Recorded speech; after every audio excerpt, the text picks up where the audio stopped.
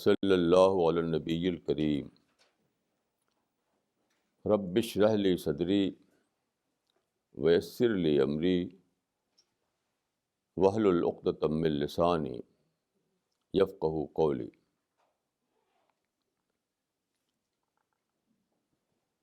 آج کی جو ٹاک ہے اس کا ٹائٹل ہے human knowledge and divine knowledge, انسانی علم اور خدائی علم. اس پر مجھے کچھ کہنا ہے. دیکھیے، میری زندگی میں ایک واقعہ پیش آیا نومبر 1959 میں، یعنی اب سے 40 سال پہلے. نومبر 1959. اس وقت بجنور میں ایک ملٹی ریلیجس کانفرنس ہوئی تھی. یعنی ہر مذہب کے لوگ بلائے گئے تھے وہاں پر. انہیں ایک ٹاپک دیا گیا تھا کہ سب لوگ اپنے اپنے مذہب کے لحاظ سے اس ٹاپک پر بتائیں. وہ ٹاپک یہ تھا: گیان کا آغاز کس طرح ہوا. گیان یعنی نالج، معرفت. گیان کا آغاز کس طرح ہوا.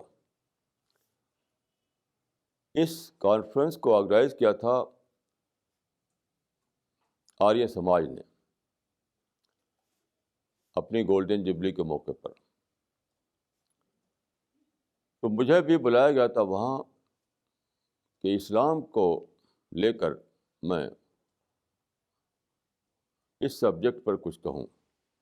گیان کا آغاز کس طرح ہوا. تو اس وقت میں ایک زبانی نہیں بولتا تھا، لکھ کر مقالہ پڑھتا تھا. تو میں نے ایک لکھا اور وہاں پڑھا. یہ چھپ چکا ہے ایک پمفلٹ کی صورت میں. اس کا نام ہے اسلام کا تعارف. تو اس وقت جو چیئر کر رہے تھے جو صاحب، وہ ایک ہندو وکیل تھے مراد آباد کے. تو انہوں نے کہا کہ باقی سارے لوگ جو ہیں وہ irrelevant بولے. صرف میرے بارے میں کہا انہوں نے کہ انہوں نے ٹاپک پر اپنی بات کہی ہے. لیکن میں خود اس پر مطمئن نہیں تھا. میں خود یہ صحیح بات ہے کہ میں اس کو صحیح طور پر سمجھ نہیں پایا تھا کہ گیان کا آغاز کس طرح ہوا. تو یہ میرے مائنڈ میں تب سے بیٹھا ہوا تھا، یعنی 40 سال پہلے سے، کہ اس ٹاپک جو دیا گیا تھا تو اس کا صحیح جواب کیا ہے. گیان کا آغاز کس طرح ہوا. ابھی حال میں مجھے یہ ڈسکوری ہوئی 1-2 دن پہلے.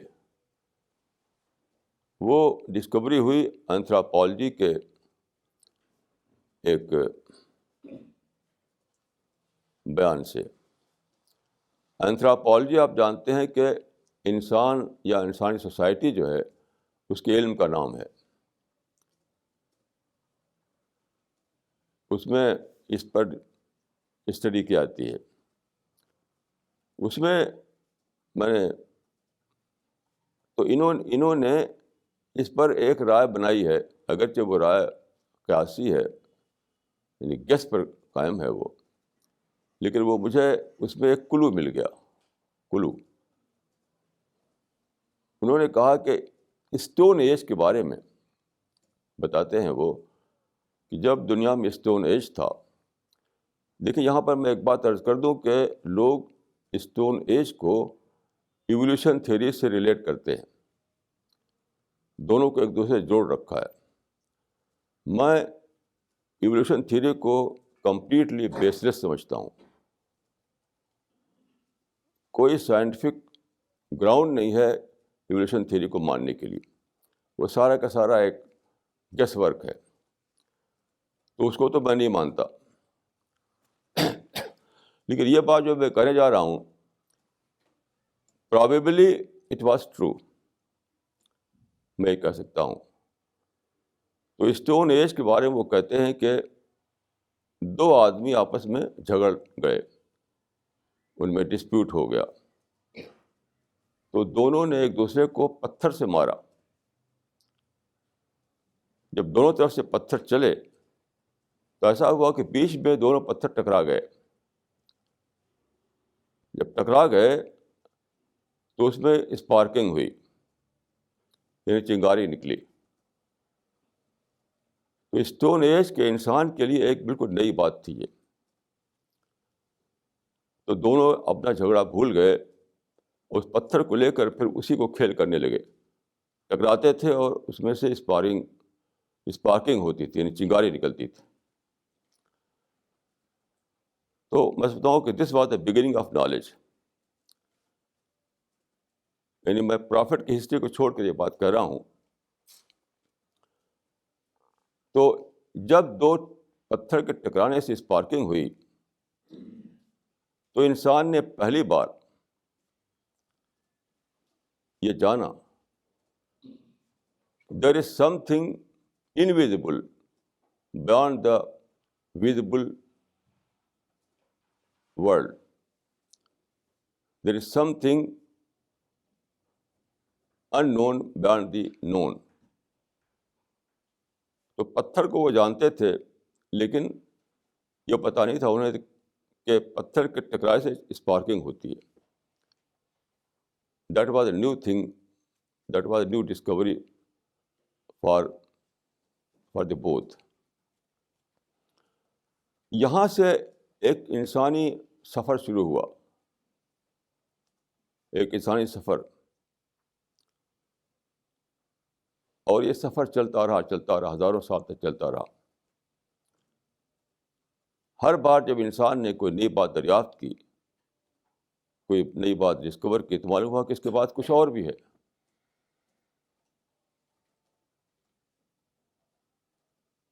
ہر ڈسکوری نے ایک نئی ڈسکوری کا کلو دیا.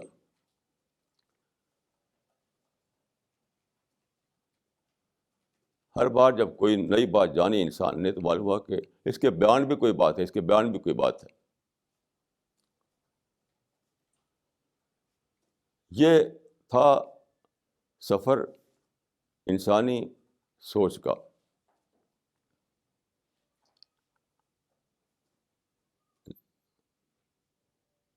Every time, every Discovery tells that there is something more to discover.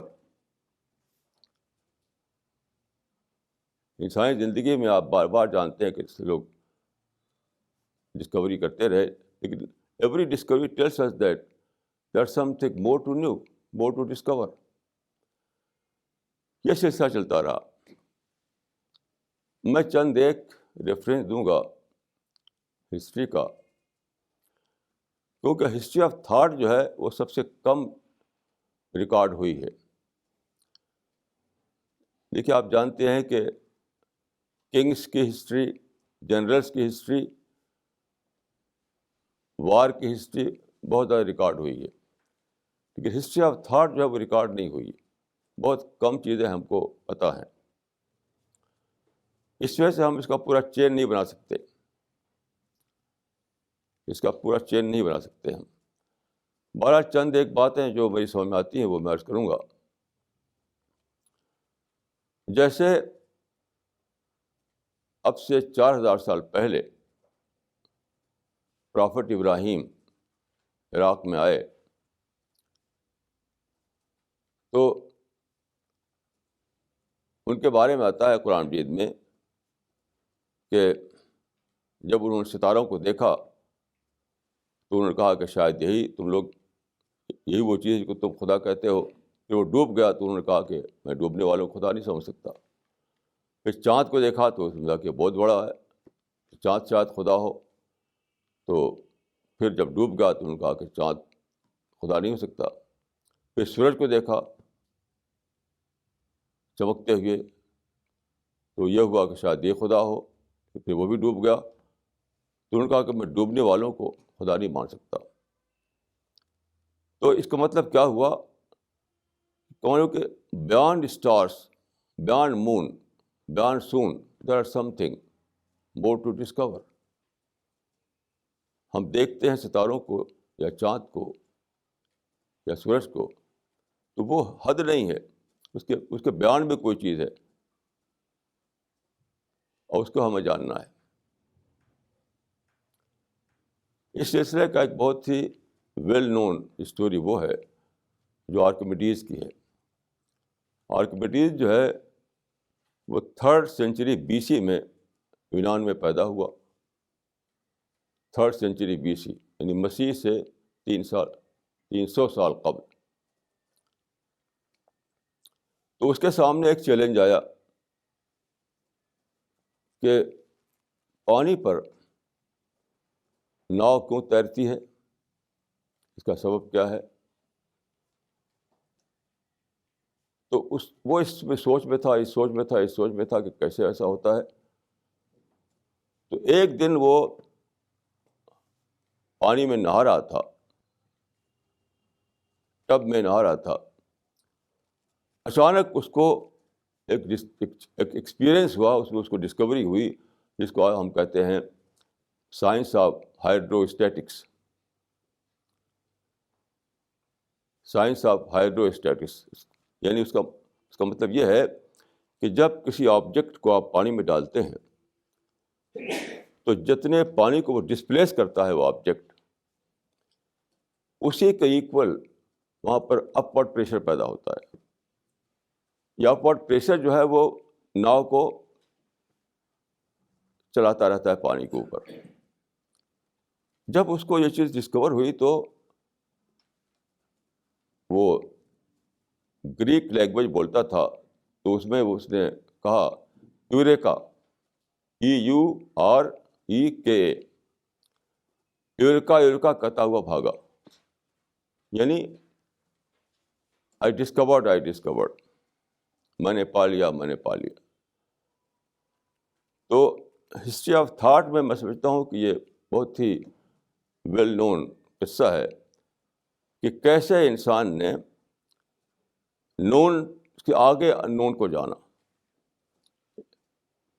اگرچہ ان نون کے آگے ایک نون کو جانا, لیکن اس نون کے آگے پھر اور بھی بہت سارے لیئرس تھے ان نون کے. ایسے ہی دیکھیے اسٹیم پاور کو لیجیے. مشہور ہے کہ پانی ہانڈی پک رہی تھی, اس پر ڈھکن لگا ہوا تھا, تو وہ جب ابال ہوا تو ڈھکن اٹھ گیا.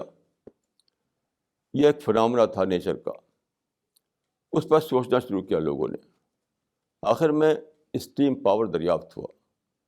یعنی پانی جو ہے جب گرم کیا جاتا ہے تو اس کے مالیکول ڈس انٹیگریٹ ہوتے رہتے ہیں. اس کے نتیجے میں مالیکول کے انتشار سے کیا ہوتا ہے کہ وہ ایک طاقت نکلتی ہے, اس کو ہم کہتے ہیں اسٹیم پاور. اس اسٹیم پاور کو میکینیکل پاور جب بنایا گیا تو آپ جانتے ہیں کہ انجن تیار ہو گیا, انجن چلنے لگے. یہ ایک ڈسکوری تھی. اس طرح سے ڈسکوری چلتی رہی. ہمیشہ انسان نے ایک چیز ڈسکور کی تو معلوم ہوا کہ اس کے آگے کچھ اور ہے.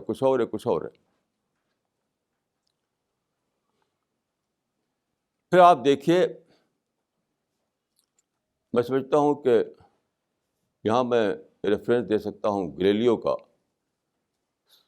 1608 میں یعنی 1608 میں اس نے مائکروسکوپ کا پہلی بار استعمال کیا اسپیس کو دیکھنے کے لیے.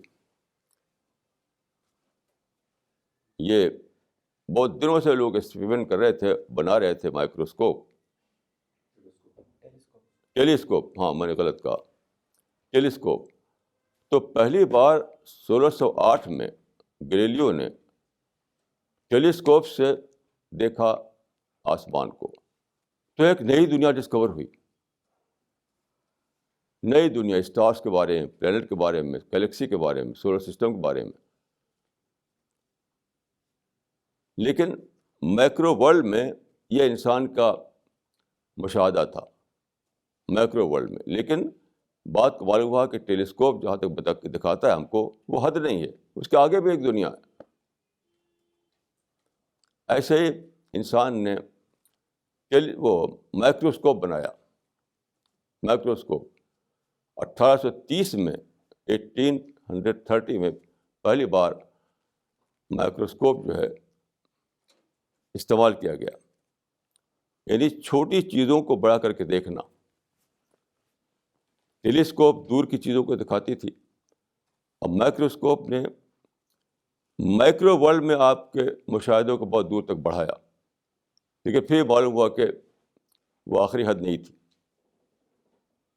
جب بات کو رادر فورڈ، آئنسٹین وغیرہ نے دریافت کیا، جب ایٹم ٹوٹ گیا اور الیکٹران کی دریافت ہوئی، تو معلوم ہوا کہ اس کے آگے بھی بہت کچھ ہے جس کو ہم مائکروسکوپ سے دیکھ نہیں سکتے.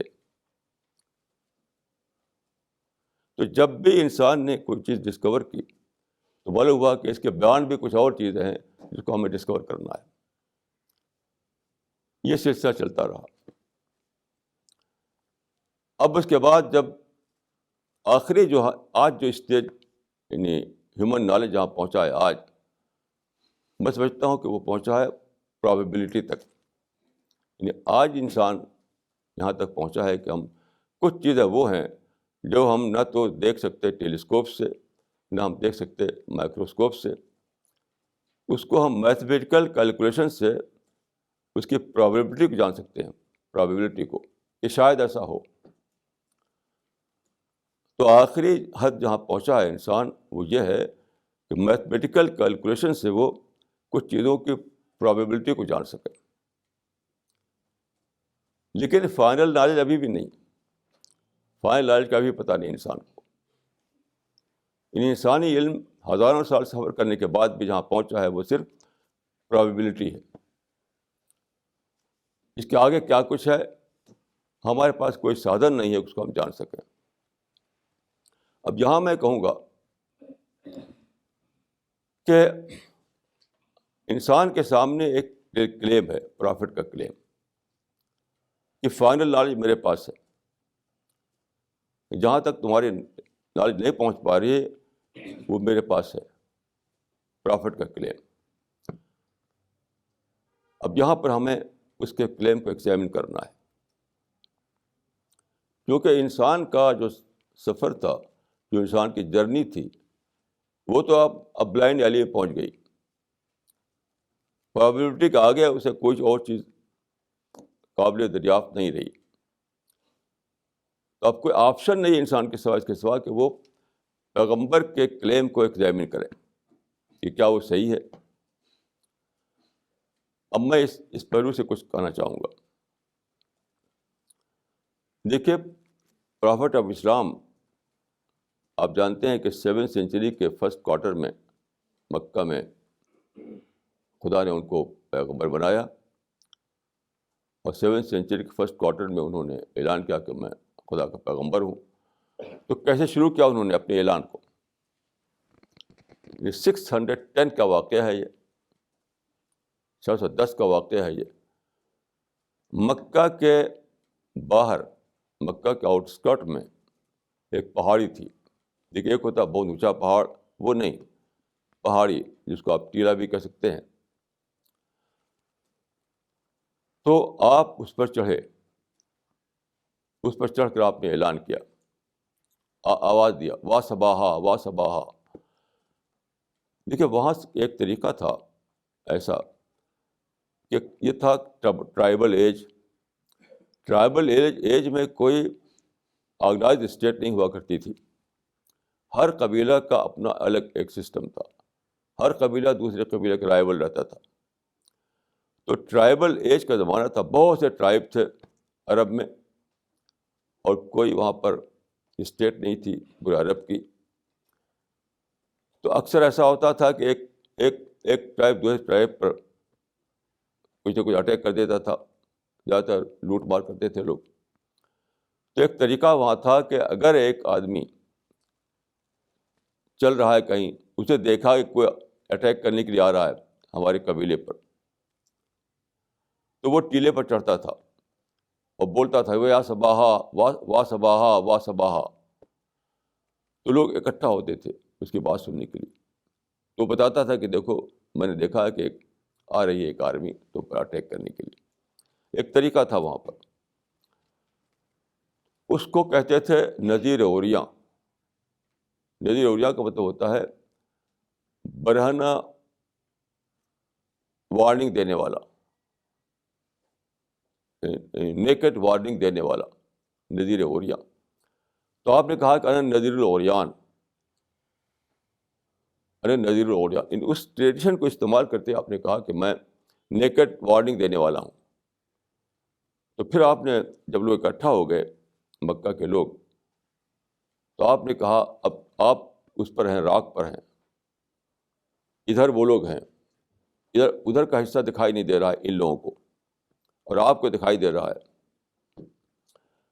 تو وہاں سے آپ کہتے ہیں آپ کہ اگر میں یہ کہوں کہ اس راک کے پیچھے ایک لشکر ہے، ایک قبیلے کی آرمی ہے، وہ آ رہی ہے مکہ پر اٹیک کرنے کے لیے، تو تم مانو گے میری بات؟ تو انہوں نے کہا کہ ہاں، اس لیے کہ آپ وہاں سے ادھر دیکھ پا رہے ہیں، ہم تو دیکھ نہیں پا رہے، ہم تو ادھر ہیں.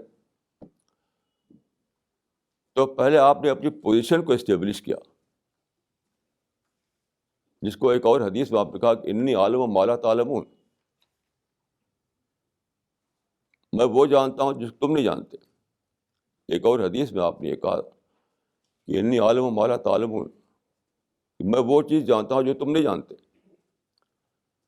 اسی کا ایک سمپل ڈیمونسٹریشن دیا آپ نے، سمپل ڈیمونسٹریشن کہ دیکھو میں وہاں کھڑا ہوا ہوں جہاں سے میں دونوں طرف دیکھ سکتا ہوں، تم وہاں ہو جہاں تم صرف ایک طرف دیکھ پاتے ہو.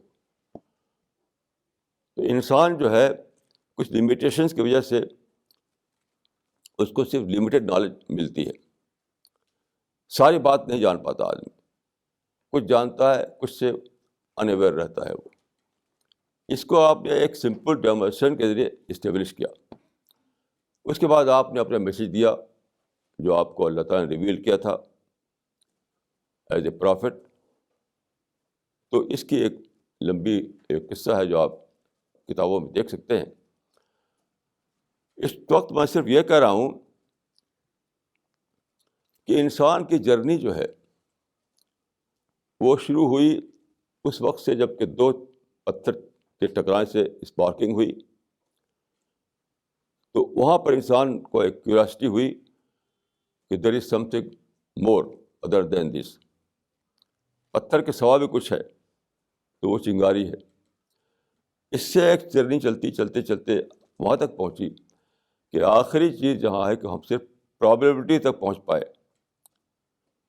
ہم نے ٹیلیسکوپ بنایا، مائکروسکوپ بنایا، اور بہت کچھ کیا، بہت کچھ کیا، بہت کچھ کیا، لیکن آخر میں ہم صرف یہاں تک پہنچ پائے کہ ہمارے میتھمیٹیکل کیلکولیشنس ہم کو صرف پرابیبلٹی تک پہنچا سکتے ہیں، اس کے آگے کچھ نہیں، سرٹینٹی تک نہیں.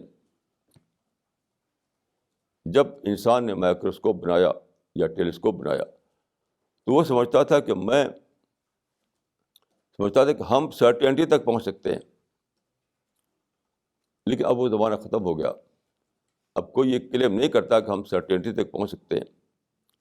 اب صرف یہی ہے کہ ہم پرابیبلٹی سے آگے ہم نہیں آ سکتے، اس کے بیان کیا ہے وہ ہمیں پتہ نہیں. لیکن میں سمجھتا ہوں کہ یہاں پر ایک اور بہت چیز اسٹیبلش کی ہے سائنس نے، وہ ہے تھیوری آف ریلیٹیوٹی کے ذریعے سے. وہ یہ ہے کہ اسپیس اینڈ ٹائم کے فریم میں ہم سوچ پاتے ہیں. انسان جو ہے اس کا جو فریم ورک ہے وہ صرف اسپیس اور ٹائم کے اندر سوچ پاتا ہے، اس کے بیان نہیں. ساری نالج ہمارے جو ہے وہ اسپیس اینڈ ٹائم کے فریم ورک میں ہے. تو اسپیس اینڈ ٹائم کے بیان کیا ہے اس کا ہمیں پتہ نہیں. اس لیے ہماری ساری نالج ریلیٹیو ہے، ریئل نہیں ہے. کیونکہ جب ہم اسپیس اینڈ ٹائم کے بیان نہ دیکھ سکیں تو سب کچھ ریلیٹیو بن گیا, وہ ریئل نہیں بنا. یہ سائنس نے ہمیں دی ہے ایک کلو گیا کہ اسپیس اینڈ ٹائم کے بیان دیکھنے کی بھی کوئی آنکھ ہو سکتی ہے, اسپیس اینڈ ٹائم کے بیان دیکھنے کی بھی کوئی نالج ہو سکتی ہے, اسپیس اینڈ ٹائم کے بیان دیکھنے کا کوئی سورس ہو سکتا ہے, سورس. اب یہاں پر پرافٹ کلیم کر رہا ہے کہ میں وہ سورس ہوں, میں تم کو اسپیس اینڈ ٹائم کے بیان بتا سکتا ہوں کہ وہ کیا ہے. اب انسان کو چاہیے کہ اس کو ایگزامن کرے, اس کو ایگزامن کرے, پرافٹ کی اس کلیم کو ایگزامن کرے. یہ آپ جانتے ہیں کہ طریقہ ہے, اگر کوئی ہمیں کہے کہ رائٹرس آ گئے ہیں ادھر, ایک گروپ رائٹرس کا گروپ رائٹ کرنے میں تلا ہوا ہے, تو ہم دوڑ کے دیکھیں گے بھائی جو کہہ رہا ہے صحیح کہ غلط ہے. تو ہر کلیم کو ہم ایگزامن کرتے ہیں, تو پرافٹ کے اس کلیم کو ہم ایگزامن کرنا چاہیے. اب میں یہ کہنا چاہوں گا کہ پرافٹ کی جو ویراسٹی ہے, اس کی جو حقانیت ہے, اس کو جاننے کے لیے وہ خود ایک کرائیٹیرین دے رہا ہے, خود. کیونکہ جو کتاب پیش کی ہے پرافٹ نے, قرآن, اس میں لکھا ہوا ہے کہ لو کان من عند غیر اللہ لوجدوا فیہ اختلافا کثیرا. یہ قرآن اگر خدا کے سوا کسی انسان کی طرف سے ہوتا تو اس میں بہت زیادہ انکنسسٹنسی ہوتی. یہ قرآن جو ہے, جس کو پرافٹ یہ کہہ کر پیش کر رہے ہیں کہ وہ خدا کی ریویلیشن ہے, تو خود اس میں ایک کرائیٹیرین دیا جا رہا ہے جس پہ آپ جج کر سکیں کہ اگر یہ قرآن خدا کے سوا کسی اور انسان کی طرف سے ہوتا تو اس میں انکنسسٹنسی ضرور ہوتی. اس کے معنی کیا ہے کہ قرآن میں انکنسسٹنسی نہیں. یہ میں بہت دنوں سے اس بات پر سوچتا تھا, ابھی حال میں مجھے یہ چیز سمجھ آئی کہ بہت بڑا کلیم ہے, بہت بڑا ایویڈنس ہے یہ. کیونکہ میں جتنی کتابیں پڑھتا ہوں, بے شمار کتابیں پڑھی میں نے, سب کتابوں میں کنٹراڈکشن ہوتا ہے, سب کتابوں میں کلیئرٹی نہیں ہوتی ہے. کوئی ایک کتاب بھی میں نے نہیں پائی اب تک جس میں صحیح معنوں میں کلیئرٹی کے ساتھ بات کہی گئی ہو. دیکھیے میں دو اس کو الگ کر رہا ہوں, دو نالج کو. ایک ہے کسی چیز کا ڈسکرپشن دینا, ایک ہے کسی چیز کو ایکسپلین کرنا, دونوں میں فرق ہے. مثلا آپ یہ کہیں کہ ہم اس وقت نظام الدین ویسٹ میں ہیں اور اس کے سی بلاک میں ہیں اور اس کے 1 نمبر ویسٹ مارکیٹ میں ہیں, تو دیٹ از اے ڈسکرپشن. ایک صورت واقعہ کا توضیح, ڈسکرپشن. تو وہ بک, وہ کتابیں جو ڈسکرپشن کے طور پر لکھی گئی ہیں, اس میں تو صحیح نالج ہے. مثلا جاگرفی, مثلا جیولوجی, تو اس میں ڈسکرپشن ہوتا ہے. تو وہ لوگ جنہوں نے کسی چیز کو ڈسکرپشن دیا ہے, توضیح دی ہے اس کی, تو وہ تو صحیح کہہ پاتے ہیں, صحیح بات کہہ پاتے ہیں. لیکن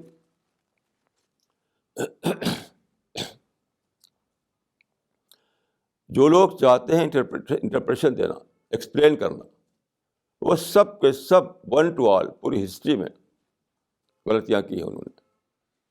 میں پورے اپنے علم کے بیس پر کہہ رہا ہوں, کیونکہ میں نے بہت پڑھا ہے. تو کیوں ایسا ہوتا ہے؟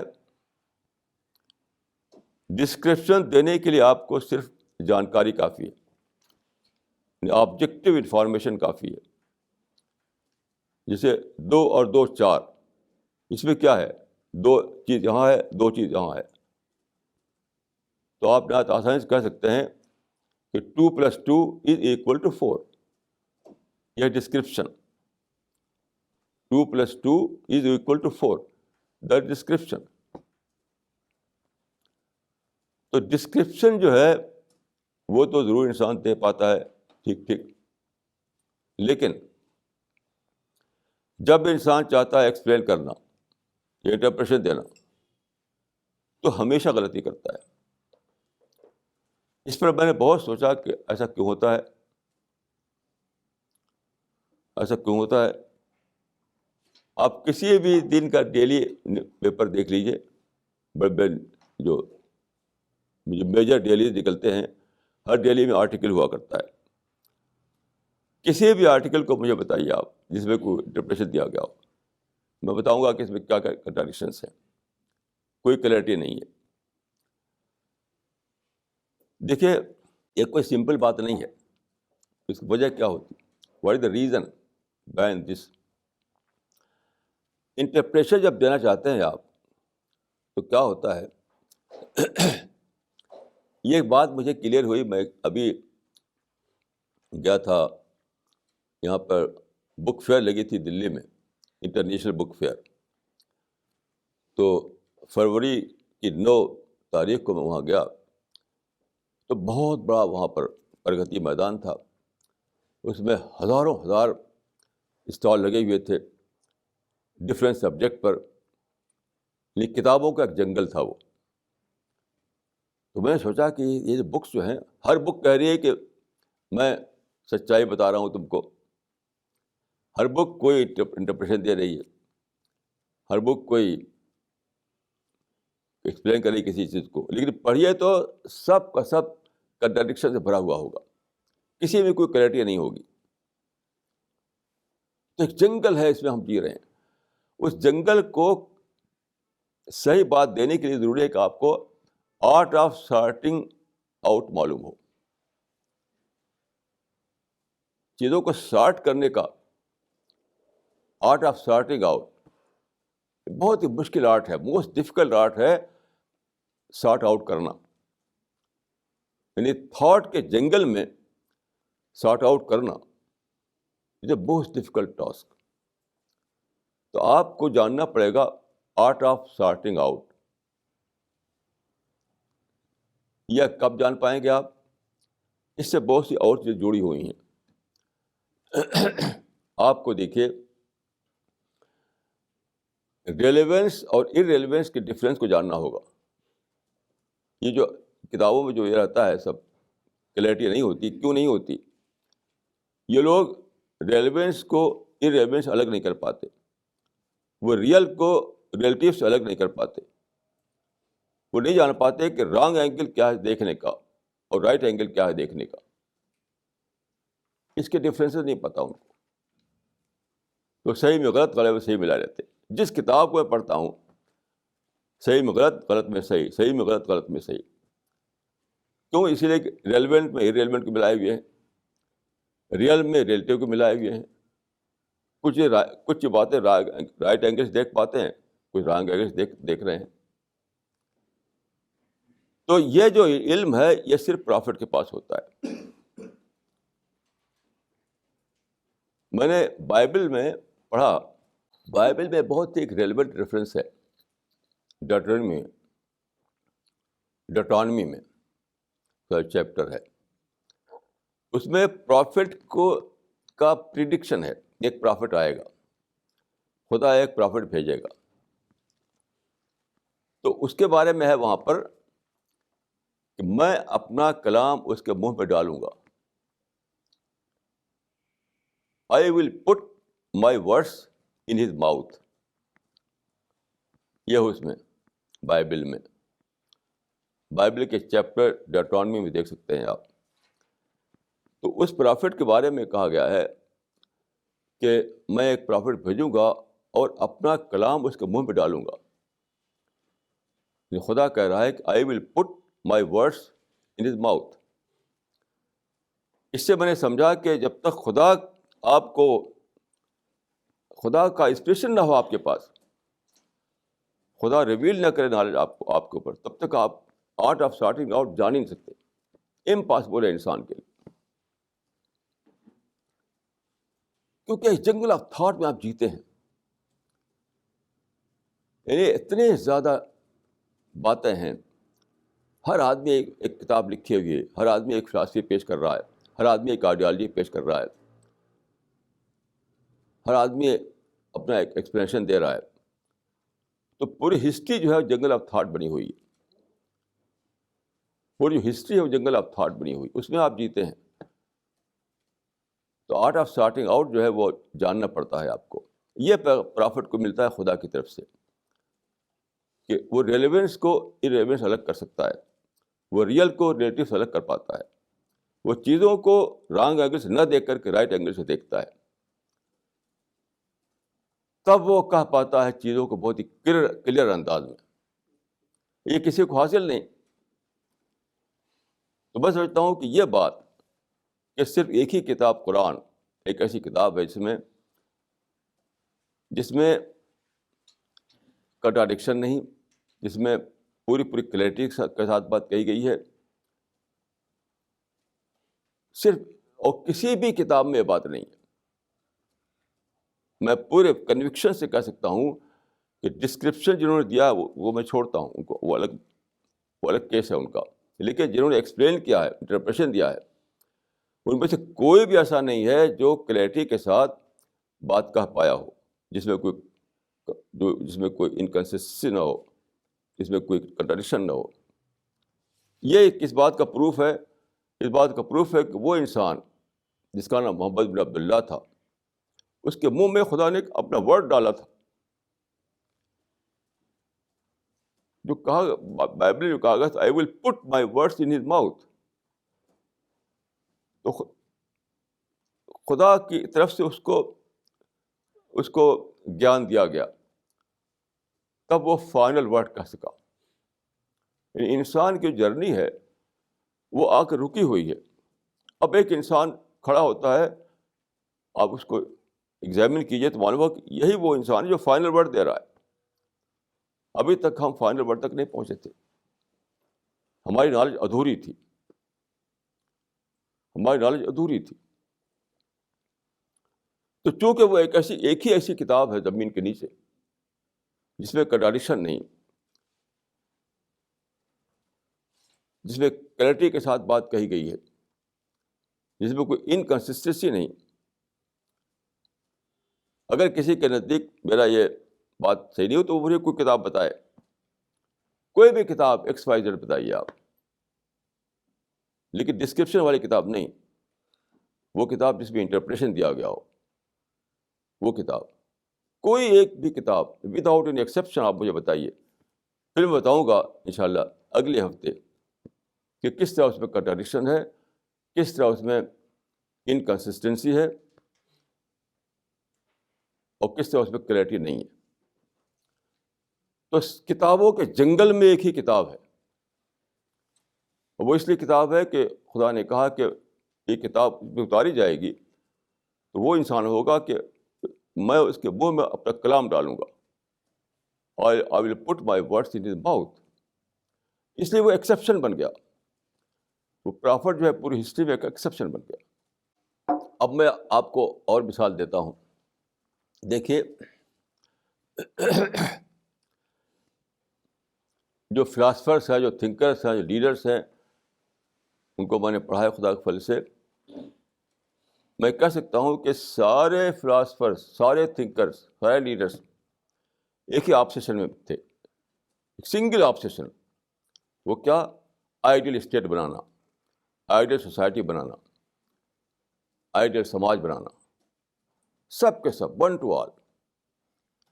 یعنی گریک پیریڈ میں دیکھیے سوکریٹس تھا، پلیٹو تھا، ارسطاٹل تھا، وہ اسی آبسیشن میں جیتے تھے وہ لوگ.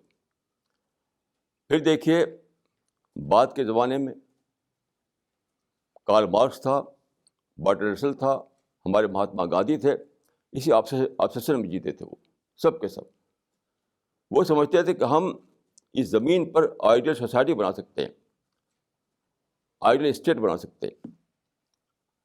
یہ پوری ہسٹری جہاں سے وہاں تک جو ہے 5000 سال کی جو نون ہسٹری ہے، ہر ایک کسی آبسیشن میں جیتا رہا.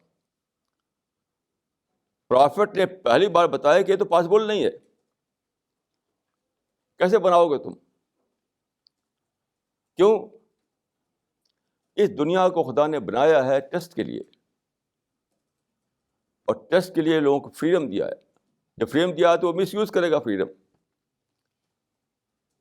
ایک انسان نے اگر مس یوز کیا فریڈم کو تو سارا جپرٹائز ہو جائے گا.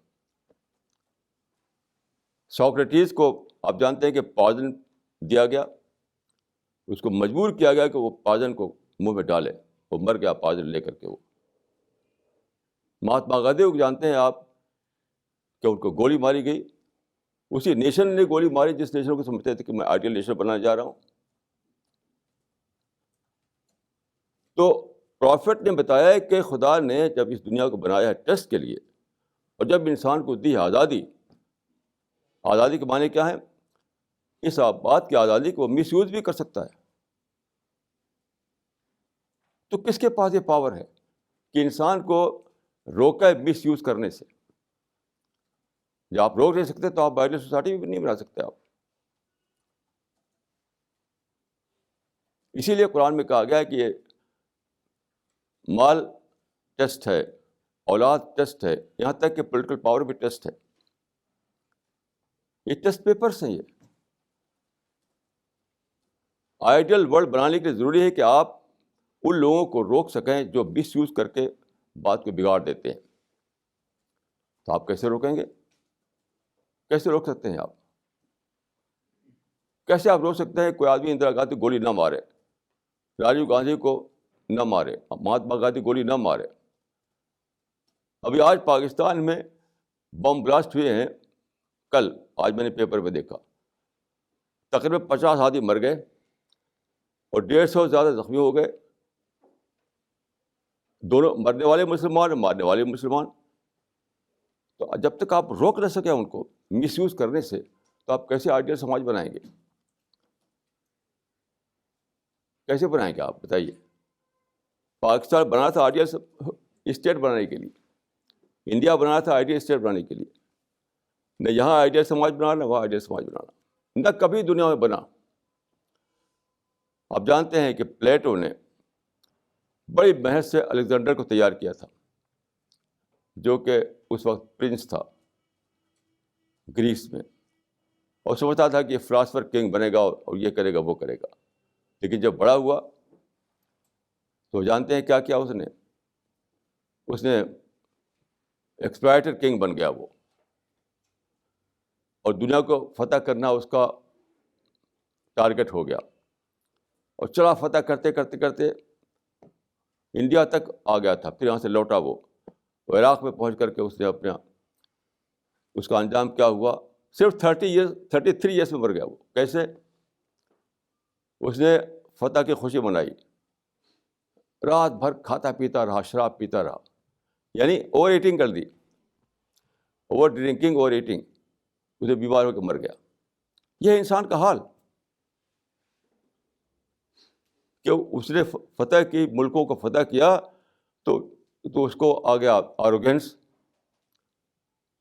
اپنی بڑائی کا احساس اس کو آ گیا، اور اس نے جشن منایا تو خوب کھا رہا ہے، خوب شرابیں پی رہا ہے. تو اوور ایٹنگ اور اوور ڈرنکنگ کی وجہ سے بیمار پڑا اور مر گیا صرف 33 ایئرس میں. کیسے بنائیں گے آپ آئیڈیل سماج؟ کیسے بنائیں گے آپ آئیڈیل اسٹیٹ؟ کیونکہ جب خدا نے دی ہے یہاں پر آزادی، آپ ابالش نہیں کر سکتے آزادی کو. وہ کون ہے جو ابالش کرے آزادی کو؟ Who has the power to abolish this freedom? تو جب تک یہ ممکن ہے کہ انسان اپنی آزادی کو مس یوز کر سکتا ہے، تب تک آپ آئیڈیل سماج نہیں بنا سکتے. کیونکہ ایک انسان ساری باتوں کو جپرٹائز کر دیتا ہے. ایک انسان اندرا گاندھی کو مار سکتا ہے، ایک انسان مہاتما گاندھی کو مار سکتا ہے. پوری ہسٹری میں اس سے آپ دیکھ رہے ہیں. تو پرافٹ نے کیا کہا کہ لقد خلقنا الانسان فی کبد، اس دنیا میں انسان کو ڈفیکلٹیز میں جینا پڑے گا، ڈفیکلٹیز میں، کمفرٹ میں نہیں. کیسی عجیب بات ہے.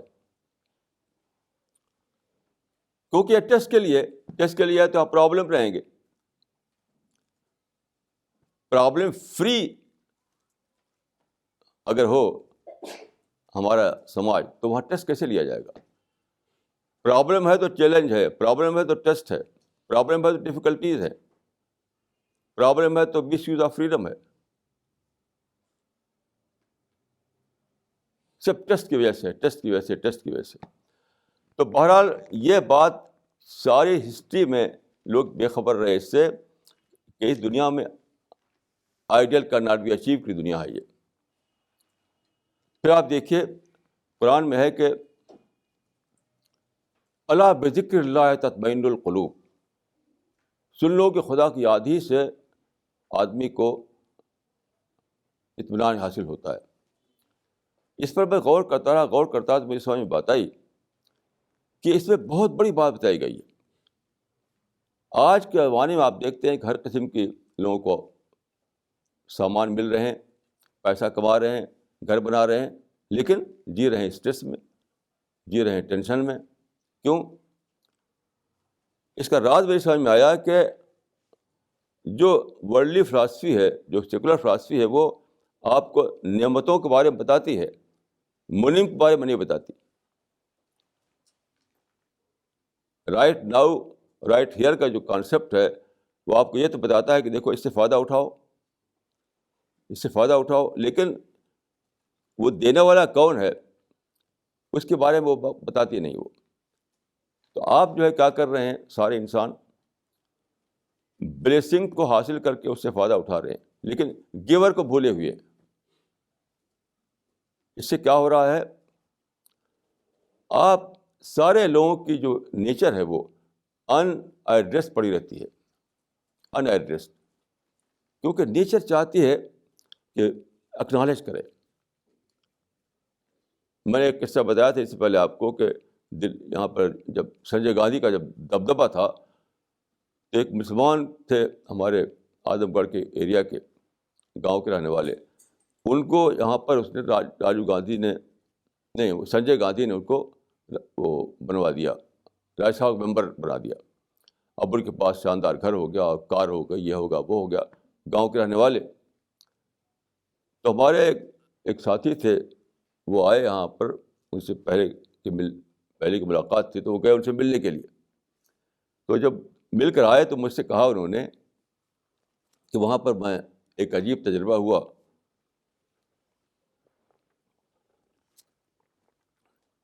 وہ بار بار کہتے تھے اپنے گھر کو دیکھ کر، اپنے کار کو دیکھ کر، اپنے وہ جو سامان تھا اس کو دیکھ کر، یہ سب سنجے گاندھی کی دین ہے. نہیں، یہ سب سنجے بابو کی دین ہے، یہ سب سنجے بابو کی دین ہے. دیکھیے انسان کا نیچر چلانا چاہتا ہے اکنالج کرنے کے لیے. کسی انسان کو آپ کوئی بہت بڑی چیز دیں تو چلا کر بولنا چاہتا ہے کہ مجھے اس انسان نے یہ چیز دیا ہے. تو اکنالج کرنا یہ انسان کے نیچر میں انٹرووون ہے. لیکن آج کا انسان آپ دیکھیں، اتنی بڑی دنیا خدا نے بنائی، سولر سسٹم بنایا، پانی کا یہاں پر اتنا بڑا ریزروار رکھ دیا سمندروں میں، لائف سپورٹ سسٹم بنایا، یعنی ان گنت چیزیں انسان کو دی خدا نے جس پر وہ جی رہا ہے. خود یہ وجود جو ہے جو ہمارا، کہ کیسے یہ ہاتھ بنا، کیسے یہ پاؤں بنا، کیسے مائنڈ بنا، سب خدا کی بلیسنگ ہے. تو کوئی بھی خدا کی بلیسنگ کو نہیں مانتا، اکنالج نہیں کرتا، تو گیور کو بھول کر کے بلیسنگ کو لیے ہوئے ہیں. تو ان کی نیچر ایڈریس نہیں ہو رہی ہے. نیچر چاہتی ہے کہ جو دے اس کو اکنالج کروں میں. اس نیچر کو آپ سپریس کیے ہوئے ہیں، اس کو ایڈریس نہیں کرتے آپ. تو انسان کا نیچر ان ایڈریسڈ حالت میں پڑا ہوا ہے. یہ ہے ٹینشن اور اسٹریس کا ریزن. یہ ہے ٹینشن اور اسٹریس کا ریزن. میں نے ایک صاحب کو دیکھا کہ ان کو ایک آدمی نے بہت بڑا فائدہ پہنچایا تھا، تو مجھ سے اکنالج نہیں کیا تھا انہوں نے. کئی دن تک وہ ایسے رہے، لیکن اندر اندر کوڑتے تھے وہ، کوئی بیچارے اتنا بڑا کام کیا ہو میں اس کو اکنالج نہیں کر رہا ہوں. تو 10 دن کے بعد وہ دوڑ کر گیا اس کے یہاں. کہا کہ بھائی میں آیا ہوں تمہارا شکر ادا کرنے کے لیے کہ تم نے بڑا کام کر دیا میرا. تو انسان کا نیچر جو چلانا چاہتا ہے، تو سارے انسان کیا کر رہے ہیں آج کل کے، وہ خدا کی بلیسنگ تو خوب خوب انجوائے کر رہے ہیں اور خدا کو اکنالج نہیں کر رہے ہیں. تو ان کی نیچر جو ہے ان ایڈریس پڑی ہوئی ہے، ان ایڈریسڈ. یہ ہے ریزن اسٹریس کا، یہ ہے ریزن اس کا ٹینشن کا. یہ بات قرآن میں اس وقت لکھی ہوئی تھی، الا بذکر اللہ تطمئن القلوب. یعنی جب تمہارا نیچر ان ایڈریس پڑا رہے گا تو اس کا کیا رزلٹ ملے گا تم کو؟ تم ٹینشن میں جیو گے، اسٹریس میں جیو گے. اسی لیے آپ دیکھ لیں جو لوگ جو خدا کا اکنالج کر کے جی رہے ہیں اس زمین پر، ان کو آپ دیکھیے وہ ٹینشن فری ہوں گے، ان میں کوئی اسٹریس نہیں ہوگا ان کو. تو یہ باتیں جو ہیں صرف پرافٹ بتا سکا، کوئی فلاسفر نہیں بتا سکا، کوئی تھنکر نہیں بتا سکا، کوئی لیڈر نہیں بتا سکا، کوئی بک نہیں ہے جس کو آپ بتائیں کہ اس میں یہ باتیں لکھی ہوئی ہیں.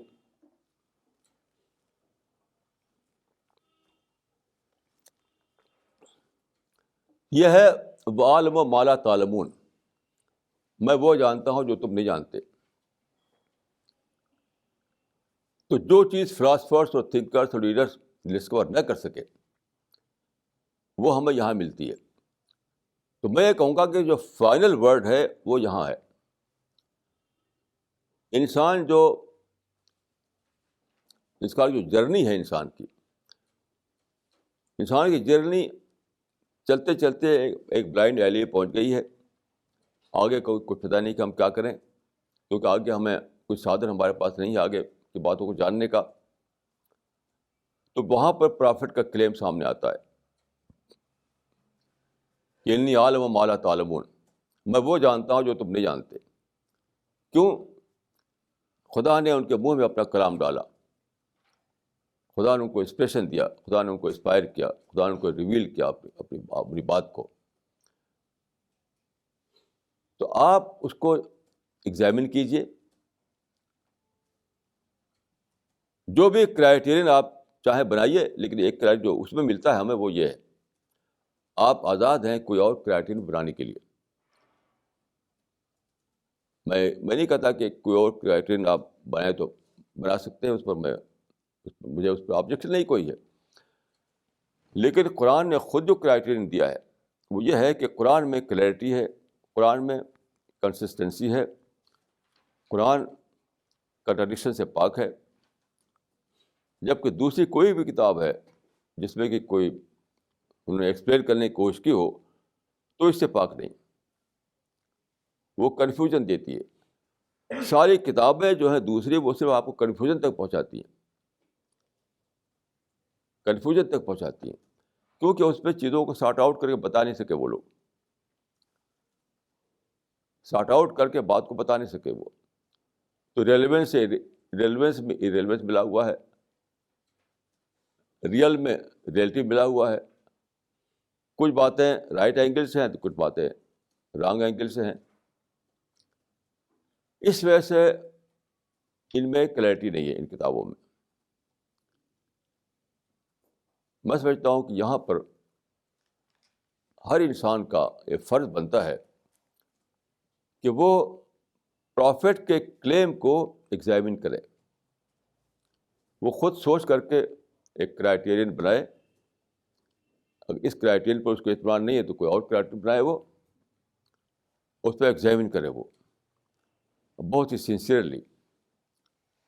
اگر وہ پاتا ہے کہ اس کرائیٹیرین پر ایگزامن کر کے یہ ثابت ہوتا ہے کہ یہاں پر وہ علم ہے جو علم انسان کے پاس نہیں تھا، جو انسان جس فائنل ورڈ تک، جس فائنل ڈسکوری تک انسان نہیں پہنچ پایا تھا، وہ یہاں پر ملتی ہے ہمیں. اگر اس کا دل یہ بتائے تو ظاہر ہے کہ اس کو مان لینا چاہیے، مان لینا چاہیے.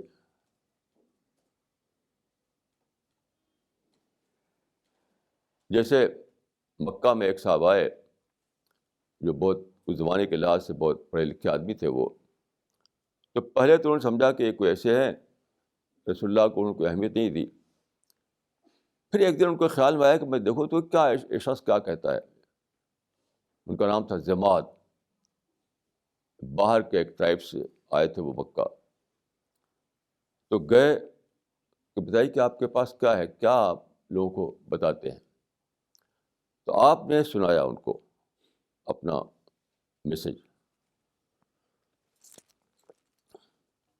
اس کو سنتے ہی وہ ایک دم ان کے اندر ایک ایک ایک برین اسٹارمنگ ہو گئی کہ یہ کلام تو انسانی کلام نہیں ہے, یہ کلام تو انسان سے یعنی کی کیپیسٹی سے باہر کی بات ہے یہ.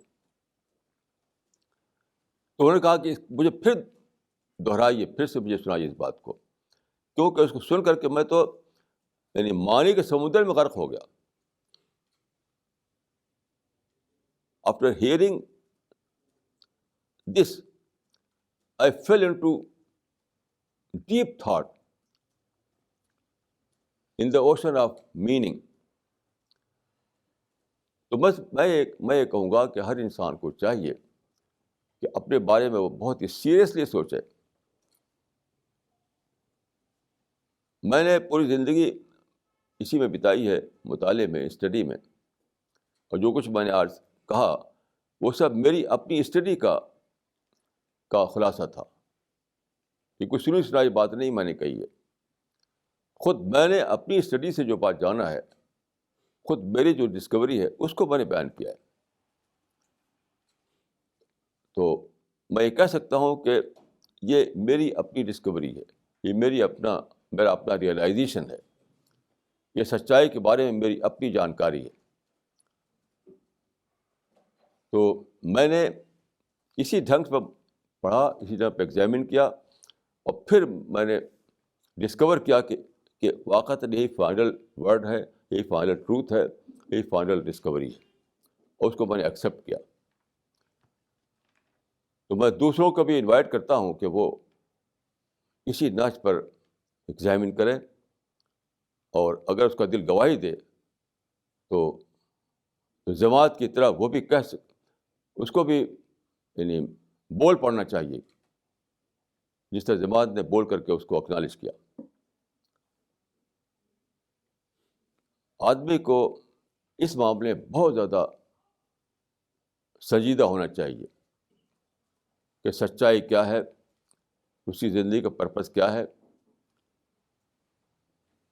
لائف کیا ہے, ڈیتھ کیا ہے. یہ سب باتیں جو ہیں اس کے معاملے میں انسان کو بہت زیادہ سنجیدہ ہونا چاہیے. جب وہ سنجیدہ ہوگا تبھی ان باتوں پر غور کرے گا, ان باتوں کو سوچے گا اور رائے بنائے گا. تو میں بہرحال اسی نتیجے پہنچا ہوں, اور میں دعا کرتا ہوں کہ اللہ تعالیٰ مجھ کو اور آپ کو سچی ہدایت عطا فرمائے. اقول قولی ھذا واستغفر اللہ لی ولکم اجمعین.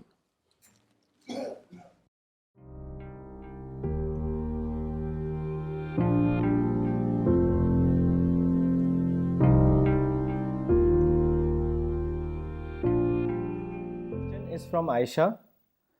Even though man is aware that ideals cannot be achieved, but still man is afraid. Why? دیکھیے, آئیڈیل جو ہے یہ دنیا میں اچیو نہیں ہو سکتا, لیکن جو ورلڈ ہیئر آفٹر جو ہے, جو اگلی دنیا ہے, وہاں تو بلا شبہ وہ اچیویبل ہے. تو انسان کے مائنڈ کی جو پروگرامنگ ہوئی ہے, اس پروگرامنگ میں تو آئیڈیل شامل ہے. بیسیکلی انسان جو ہے وہ آئیڈیل سیکنگ اینیمل ہے. انسان جو ہے آئیڈیلزم اس کے نیچر میں انٹرووون ہے.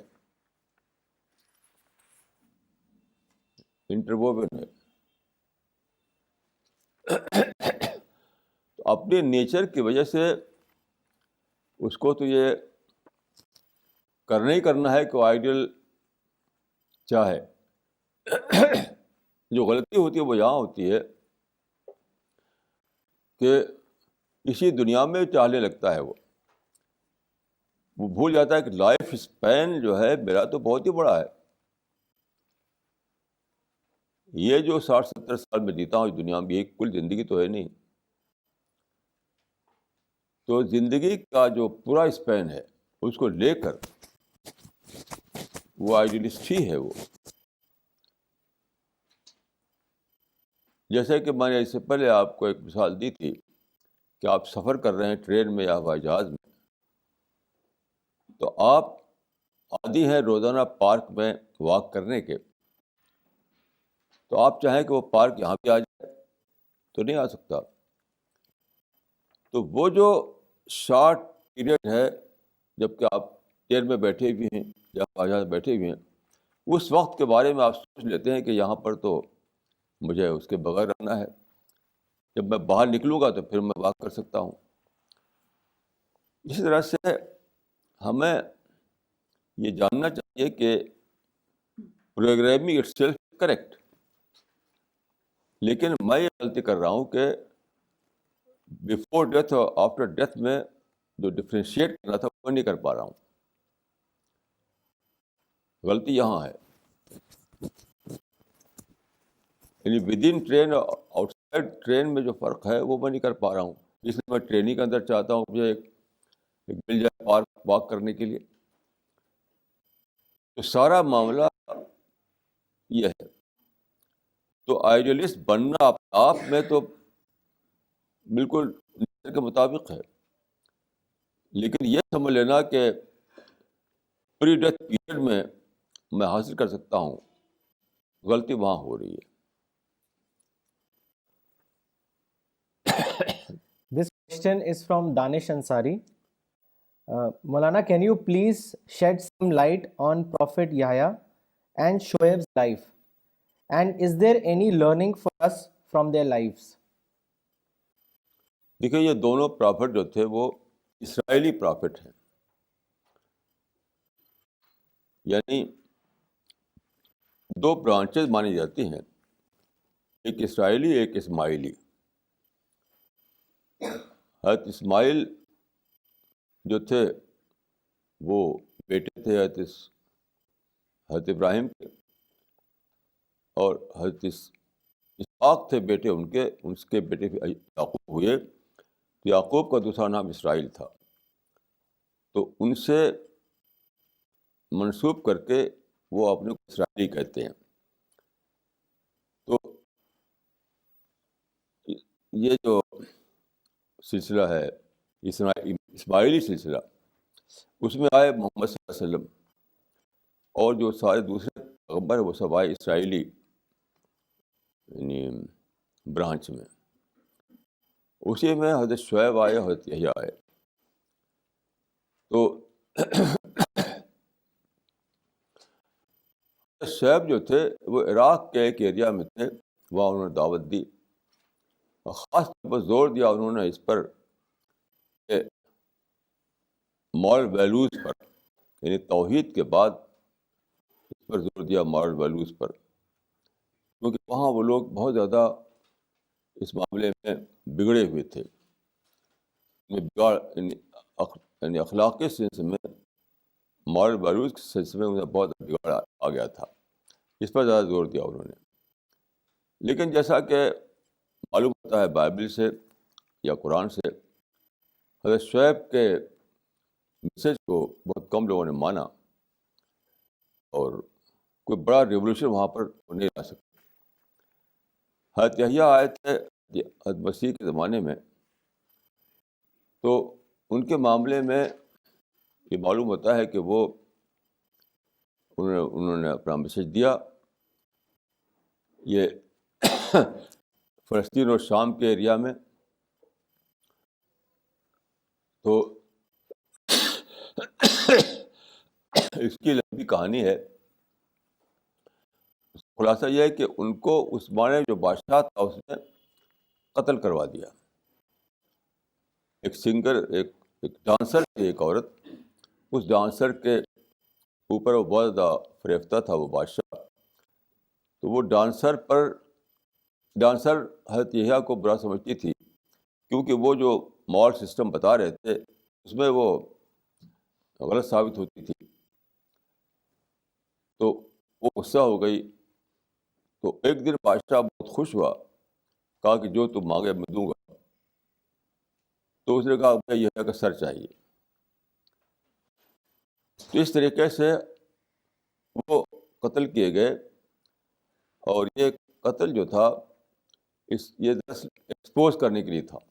اللہ تعالیٰ نے حضرت یحییٰ کو, جس پیغمبروں کو خدا نے بچایا ہے, ہمیشہ خدا کی پالیسی یہ رہی ہے, خدا کی سنت یہ رہی ہے کہ پیغمبروں کو بچاتا ہے خدا. لیکن حضرت یحییٰ کو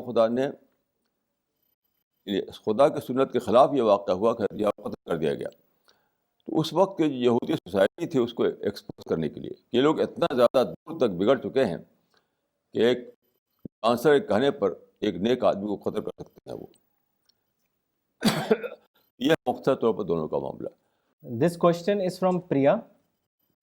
Why is it so that when God's message is one, that is monotheism, its application differs during different prophets? Please explain this with examples. یہ بات صحیح نہیں ہے. پرافٹ کے یہاں کبھی بھی اس کے ایکسپلینیشن میں ڈفرینس نہیں ہوا ہے. سب پرافٹ کے یہاں توحید کا یا ونس آف گاڈ کا کانسیپٹ ایک ہی رہا ہے. یہ بات صحیح نہیں ہے. بعد کے لوگوں نے جو ایکسپلینیشن دیے انہوں نے, ان کے یہاں آپ کو ڈیویشن ملے گا, ڈفرینس ملے گا. پرافٹ کے یہاں کوئی ڈفرینس نہیں ہے.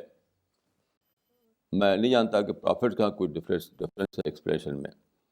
اگر کہیں ہے تو وہ بعد کے لوگوں نے بگاڑا ہے.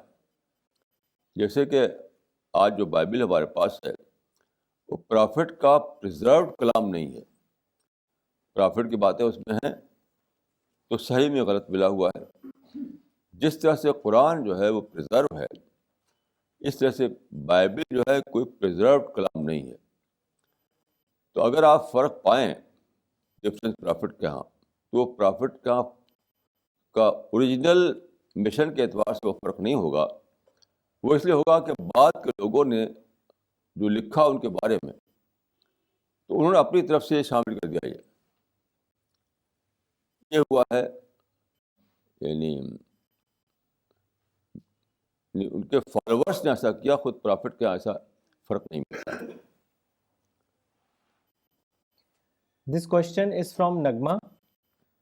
How can one develop sincerity? Why don't many people have it today?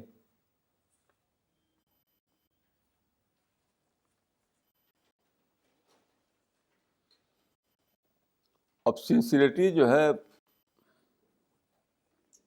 بہت ہی امپورٹنٹ چیز ہے,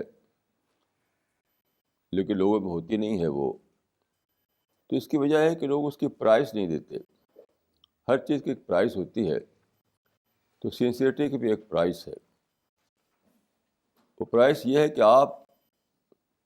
آپ کو سیلف لیس بننا پڑتا ہے, آپ کو آبجیکٹو بننا پڑتا ہے, آپ کو باعث سے اوپر اٹھنا پڑتا ہے. تو یہ پرائز ہے اس کی. تو لوگ چاہتے ہیں کہ اپنی زندگی میں سب الٹی سیدھی باتیں لیے رہیں اور سنسیئر بن جائیں, تو یہ امپاسبل ہے. پرائز دیے بغیر کوئی آدمی سنسیئر نہیں بن سکتا, اور ڈسٹریکشن سے بچنا بھی بہت ضروری ہے. تو اگر کوئی آدمی چاہتا ہے کہ وہ سنسیئر بنے تو پھر اس کو پرائز بھی دینی پڑے گی. یعنی ڈسٹریکشن سے اپنے کو بچانا اور سیلف انٹرسٹ سے بچانا اور باعث سے بچانا اور اپنے آپ کو اپنے اندر ریئلسٹک اپروچ لانا. جو آدمی یہ سب کرے گا اس کو ضرور سنسیئر بن جائے گا. بغیر یہ سب پرائز دیے ہوئے کوئی آدمی سنسیئر نہیں بن سکتا. This question is from Dr. Farida Khanam.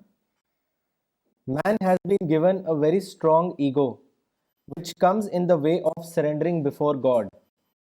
Why is man put under such a difficult test? دیکھیے میں سمجھتا ہوں کہ یہ ڈیفیکلٹ ٹیسٹ نہیں ہے. دیکھیے ڈیفیکلٹ ٹیسٹ اس کو مانا جائے گا جو بیان آور کیپیسٹی ہو.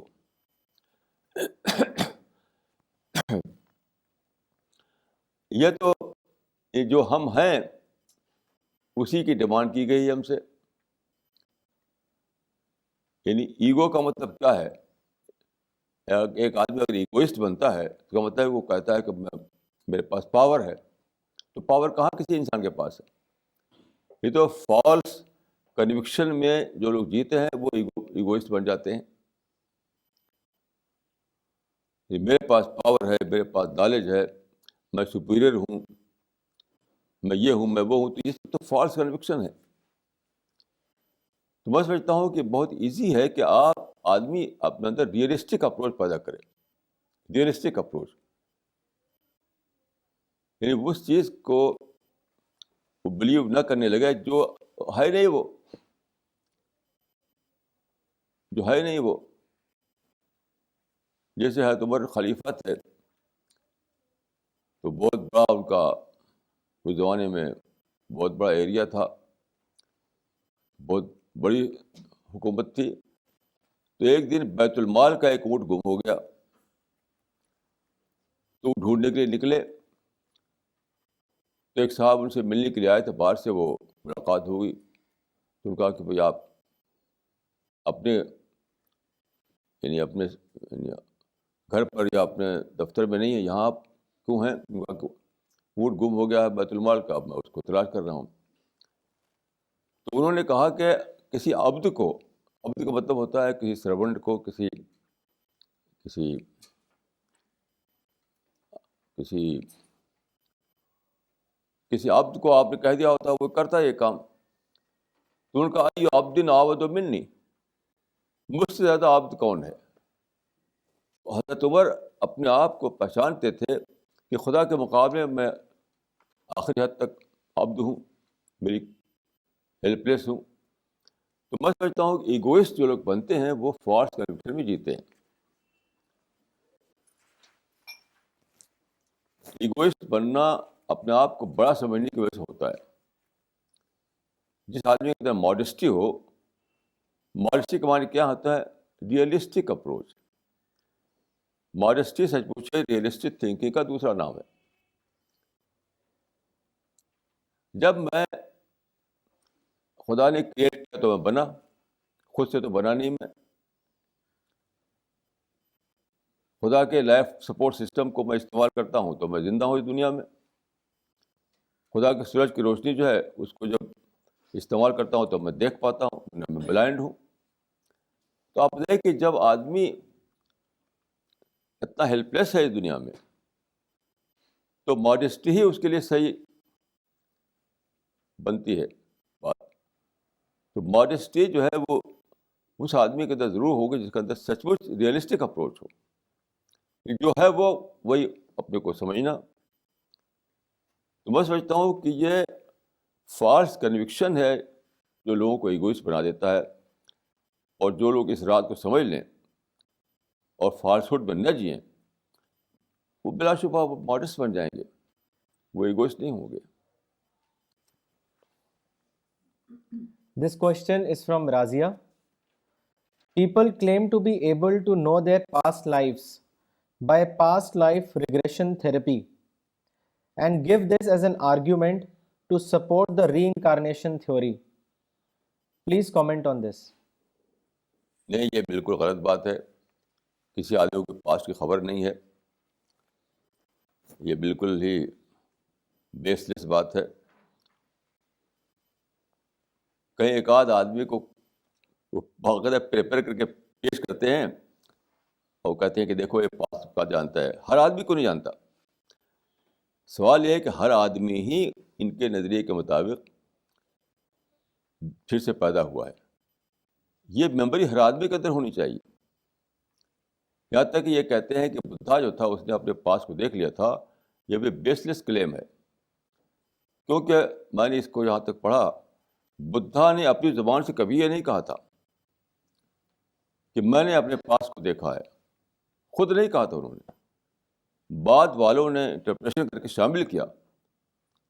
تو یہ ان کے جس کو کہتے ہیں کہ پیرا نمی پرند مریدا می پرانند، ایک پرشین کا وہ ہے کہ پیرا نمی پرند مریدا می پرانند، کہ پیر لوگ خود نہیں اڑتے، مرید لوگ اڑاتے ہیں ان کو، مطلب جھوٹی کہانیاں بناتے ہیں. تو ان کے فالوورس نے یہ کلیم کیا ہے کہ انہوں نے دیکھا تھا اپنے پاسٹ کو. خود انہوں نے کوئی اس کا پروف نہیں دے سکتا کوئی آدمی، کیونکہ ان کے بہت تھوڑے کلام ہیں ان کے موجود، گوتم بدھ کے بہت ہی تھوڑے، کوئی زیادہ نہیں ہے. ان کے اپنے ڈائریکٹ طور پر منہ سے بولے ہوئے جو ورڈ موجود ہیں اس میں کہیں یہ نہیں ہے کہ میں نے اپنے پاس کو دیکھ لیا.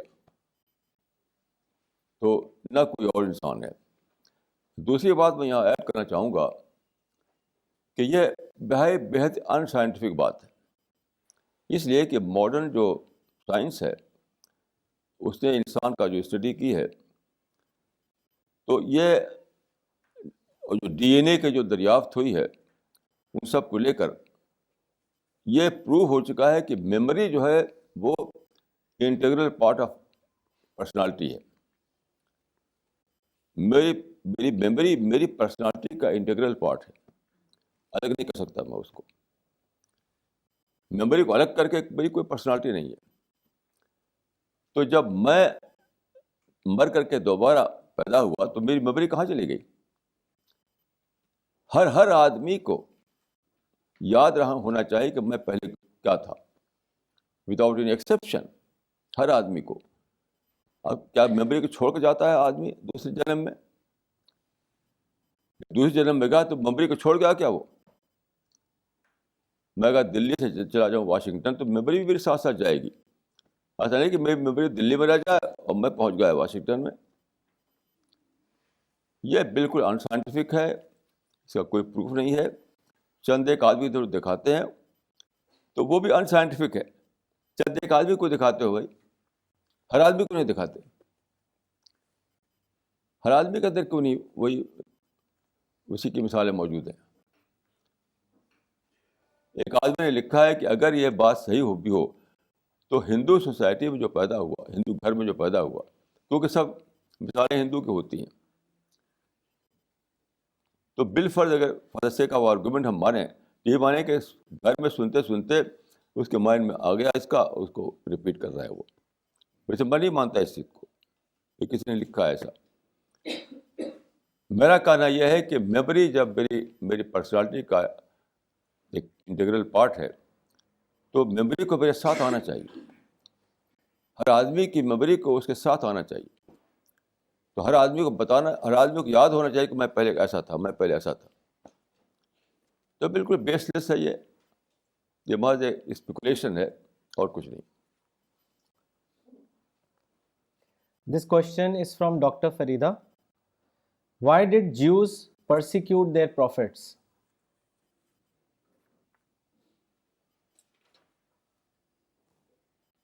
یعنی حضرت یحییٰ کو Mulana, she has not mentioned any prophet name, but it's a general question. Why did Jews persecute their prophets? ہاں یہ ہے، انہوں نے ایسا کیا. تو ایسا ہے کہ بعد کے زمانے میں ان میں بہت زیادہ، یعنی وہ بات آج مسلمانوں میں بھی آ چکی ہے. اگر پرافٹ ہوتے تو آج مسلمان پرافٹ کے ساتھ وہی کرتے. یعنی وہی آپ فنامنا دیکھ سکتے ہیں آج کے مسلمانوں میں. تو وہ کیا تھا، ایک غلط عقیدہ بن گیا تھا ان کا کہ ہم چوزن پیپل ہیں، ہماری جنت تو پکی ہے. تو یہ پرافٹ ظاہر کرٹیسائز کرتے تھے کہ تم غلط کام کرتے ہو. تو غلطیوں کو سننے کو وہ تیار نہیں تھے. بائبل میں ہے کہ ہم کو اچھی اچھی کہانیاں بتاؤ، ہمارے پر تنقید مت کرو. یہ بائبل میں لکھا ہوا ہے کہ پرافٹ سے انہوں نے کہا کہ ہم کو تو اچھی اچھی کہانیاں سناؤ، ہمارے پر کرٹیسائز مت کرو. لیکن وہ کرتے تھے کرٹیسائز، تو بگڑ گئے. تو کرٹیسائز جو کرتے تھے اس بنا پر وہ غصہ ہوئے اور ان کو پرسیکیوٹ کیا انہوں نے. کیوں؟ آپ سمجھتے ہیں کہ ہمارا معاملہ تو پکا ہے, ہم تو جنت میں جائیں گے, ہم کو پیراڈائز ملے گی. آج مسلمان بھی یہی کر رہے ہیں. میں سمجھتا ہوں کہ مسلمان آج کے وہی ہیں جو اقبال نے کہا تھا ایک شعر ہے اقبال کا, وضع میں تم ہو نصارا تو تمدن میں یہود, یہ مسلمان ہیں جنہیں دیکھ کے شرمائے یہود. تو جو لوگ یہودیوں کو برا کہتے ہیں خود اسی میں مبتلا ہیں. آج وہ ساری باتیں مسلمانوں میں آ چکی ہیں. کیوں؟ یہاں بھی وہی گڑھ لیا انہوں نے کہ ہماری جنت تو پکی ہے. سارے مسلمانوں کی جنت پکی ہے. وہ کیسے پکی ہے؟ خود ہی خود بنا لیا ہے. نہ قرآن میں لکھا ہے نہ حدیث میں لکھا ہے. تو سب سے زیادہ جو چیز آدمی کو ڈھیٹ بنا دیتی ہے, ڈھیٹ, وہ یہ کہ اپنی جنت کو پکی سمجھ لے وہ. جی ہاں. جیسے اب دیکھیے کوئی منسٹر صاحب ہوں, کوئی بڑے منسٹر, ان کا جو بیٹا ہے کتنا ڈھیٹ ہو جاتا ہے وہ کہ میں تو منسٹر کا بیٹا ہوں, میں جو چاہوں کروں, میں ریڈ لائن کراس کر سکتا ہوں, مجھے کوئی روکنے والا نہیں, کچھ بھی کر سکتا ہوں میں. تو وہ نفسیات آ جاتی ہے اور لوگوں میں جو یہ سمجھ لیں کہ میری جنت پکی ہے, حالانکہ کسی کی جنت بھی پکی نہیں. یہ فالس کنوکشن میں جینے کی وجہ سے یہ ہوا ہے کہ یہود بھی ڈھیٹ ہو گئے تھے اور آج کے مسلمان بھی ڈھیٹ ہو گئے ہیں. This question is from Priya. Were different prophets given a different Sharia? If yes, please explain why with examples. ہاں, یہ صحیح ہے کہ ڈفرینٹ پرافٹ کا قرآن میں بتایا گیا ہے کہ ایک ہے الدین, ایک ہے شریعہ. تو ڈفرینٹ پرافٹ کا دین ایک تھا. دین کا مطلب ہے آئیڈیالوجی. ڈفرینٹ پرافٹ کی جو آئیڈیالوجی تھی وہ تو ایک ہی تھی, اس میں کوئی فرق نہیں تھا. شریعہ الگ الگ تھی. شریعہ کا مطلب کیا ہے؟ یعنی کسی گیون سچویشن میں اپلائی کیسے کیا جائے کسی حکم کو. تو فرق اس لحاظ سے ہوتا ہے. خود فرق رسول اللہ کے یہاں بھی تھا. مثلا جب آپ مکہ میں تھے تو وہاں پر لوگ شراب پیتے تھے, آپ نے ان کو کوڑا نہیں مارا. اور مدینے میں آپ نے ان کو کوڑا مارا. یہ فرق تھا. مدینے کی شریعت میں مکہ کی شریعت میں فرق تھا. یعنی اکارڈنگ ٹو دا سچویشن تھا یہ. تو یہ فرق جو ہے اس لیے نہیں ہے کہ وہ صحیح و غلط کی وجہ سے, ایسا نہیں ہے. نہ ایسا ہے کہ کوئی گریجول پروسیس ہے. کچھ لوگ یہ سمجھتے ہیں, بہت غلط یہ سوچ ہے کہ شریعت میں ایک گریجول ارتقاء ہوا ہے. یعنی پہلے کم,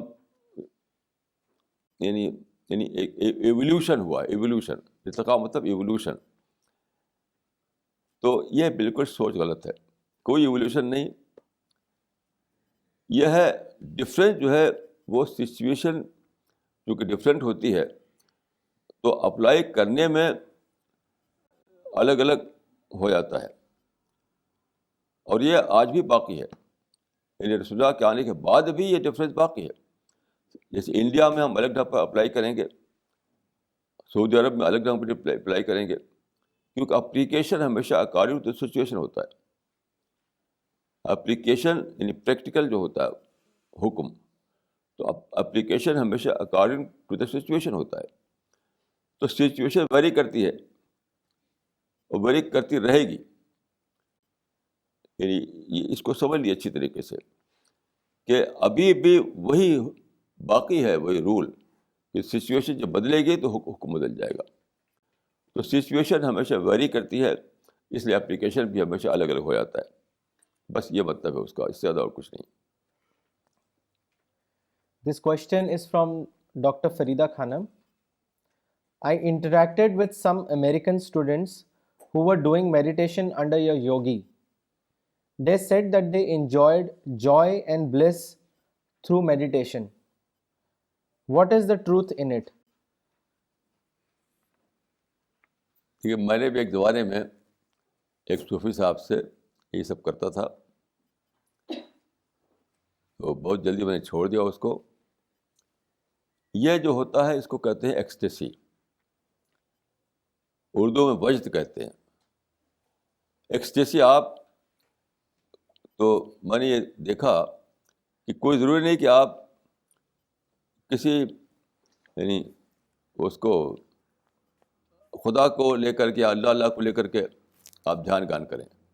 آپ کسی بھی چیز کا کیجیے, ہمالیہ پہاڑ کا آپ کیجیے, گنگا ندی کا کیجیے, تو آپ کو کچھ لگا کچھ اندر میں کوئی لائٹ آ رہی ہے, کوئی ایکسٹیسی کی وجہ سے. تو وہ کوئی نہیں, وہ کچھ بھی حقیقت اس کی نہیں ہے. وہ امیجز جو ہوتی ہیں وہ بعض ایک یعنی آپ جو کنسنٹریٹ کرتے ہیں اپنے اندر, تو کچھ امیجز ایسی آتی رہتی ہیں, ان کی کوئی ریئلٹی نہیں ہوتی. تو ایک حقیقی جو وہ ہے, ایک ریئل جو ایکسپیرئنس ہے, وہ آنکھ بند کر کے نہیں ہوتا, وہ آنکھ کھول کر ہوتا ہے. یہ سارے آنکھ بند کر کے ایکسپیرئنسز ہوتے ہیں. آنکھ بند کر کے جو ایکسپیرئنس کیا جاتا ہے وہ ہوتا ہے ایکسٹیسی. وہ امیجز آتی ہیں, وہ امیجز کی کوئی ریئلٹی نہیں ہوتی ہے. لیکن آنکھ کھول کر کے جو آپ کرتے ہیں, یعنی آپ جو کنٹمپلیشن کے ذریعے سے سوچتے ہیں, اس میں جو آپ باتیں آپ کو ڈسکور ہوتی ہیں, جو ریئلائز ہوتی ہیں, میں دیکھ وہی اصل ہے. اور یہ سب جو امیجز دیکھتے ہیں وہ لوگ, وہ بالکل بیس لیس بات ہے, اس کی کوئی حقیقت نہیں ہے.